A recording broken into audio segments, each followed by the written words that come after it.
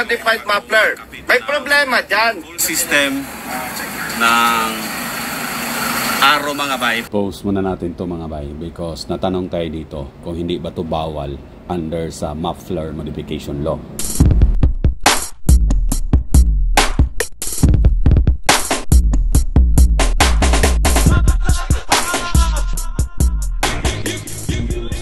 Maayong adlaw and kumusta tayo ngayon mga bay? Hope all are well.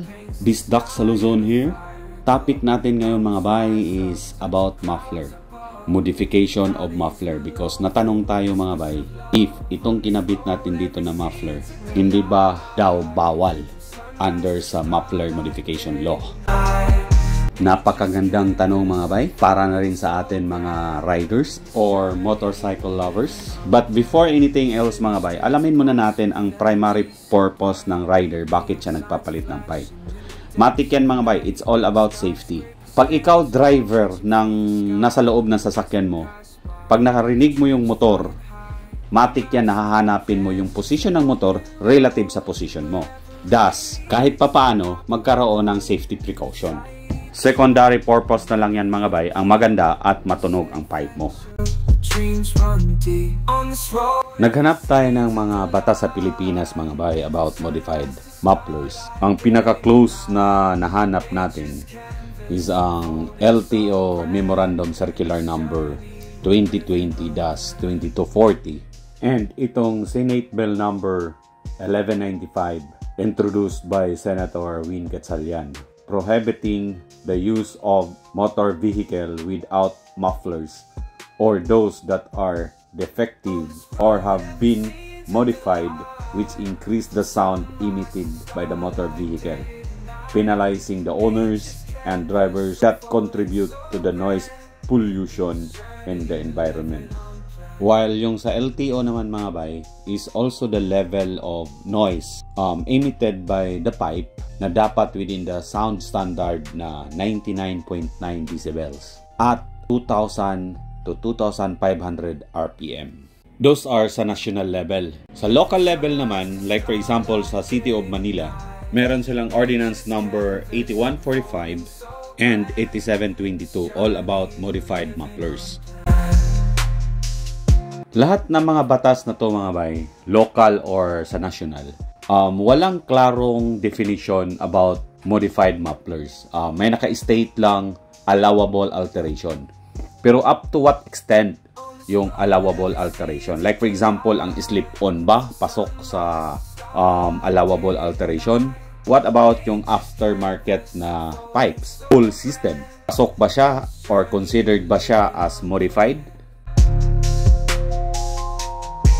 With the absence ng clear definition mga bay ng modified mufflers, pakinggan natin ang interpretation ni retired Colonel, now Representative Busita mga bay ng One Rider Party List sa mga batas na ito. Nahuli kayo dahil sinasabing modified muffler. May problema dyan. Bakit? Pag inintindi mo yung sinabing modified muffler, parang kung ito yung muffler, binago mo, pinaikli mo, anything na ginawa mo dyan, modification yan. Pero, kapag bumili ka ng buo na muffler, buo, install mo sa motorsiklo, walang modification doon.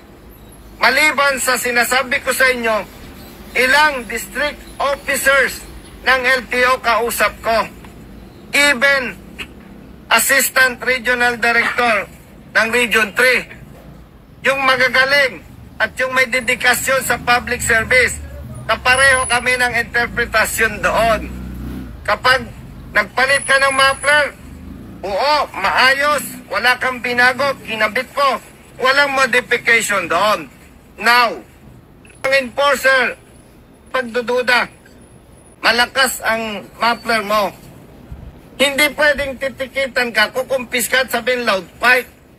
Bakit? Hindi naman decibel meter yung tainga natin. Ayun, full system from headers to tail ng pipe mga bay. So it's not considered as modified muffler.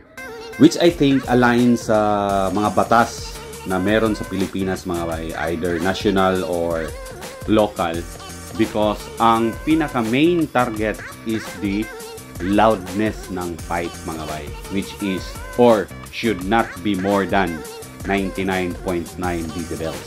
As long as within the standard, you are good. Ang issue na lang dito kung paano natin malaman ang level ng decibels na lumalabas sa pipe natin if wala tayong sound meter.